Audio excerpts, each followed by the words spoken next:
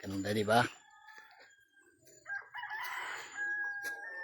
Alam nyo ba na merong isang pinakamalupit na magnanakaw dito sa mundo? Alam nyo ba kung ano yun? Yun yung inggit. Once na pumasok sa katawan natin yung inggit, inanakaw niya lahat ng meron tayo. Especially yung joy na meron tayo.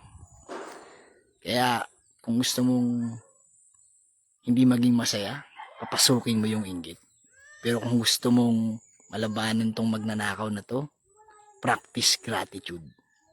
Kasi yung gratitude, hindi ka ililigaw niyan. Yung gratitude, i-guide ka na maging thankful sa mga bagay na meron ka. Kaya masasabi mo na lang sa Divine Creator, thank you sa lahat ng meron tayo.